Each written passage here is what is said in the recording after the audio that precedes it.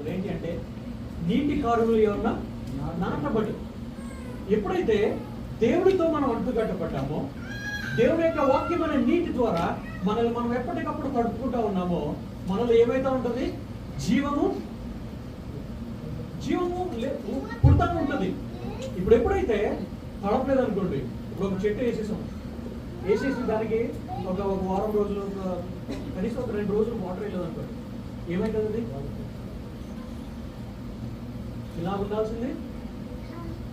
ఎప్పుడైతే కొంచెం వాటర్ వేసామో ఇప్పుడు ఏమవుతుంది?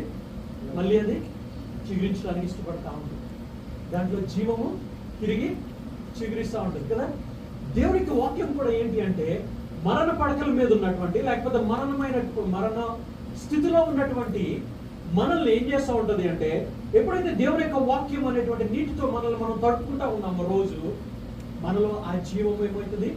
తిరిగి చిగురిస్తూ ఉంటుంది.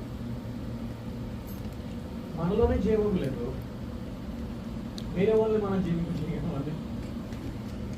మనలోనే వెలుగు లేదు, వేరే వాళ్ళని వెలిగించగలమా? ఇప్పుడు చూడండి, మనం ఏం చేస్తుంటాం? క్యాండిల్ లైట్ సర్వీస్ చేస్తూ ఉంటాం.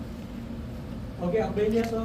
ఒక క్యాండిల్ తీసుకుని అందరికి, ఆయన దగ్గర వెలిగలేదు అనుకోండి, ఆ ఒక్క క్యాండిల్ తీసుకొచ్చి వెలిగించుకుంటా అంటే ఎంతసేపు పట్టుకుంటే వెలుగుతుంది సిస్టర్? ఎప్పుడు మీరు వెలిగించగలమా మనం దాన్ని? ఎంత ట్రై చేసినా సరే. క్రైస్తవ్యంలో మనం ఎప్పుడు కూడా ఏం చేయాలి అంటే ఒకరిని వెలిగించడానికి ఇష్టపడాలి. ఆయన అంటూ ఉన్నాడు, నీ కష్టార్జితం ఏమవుతుంది?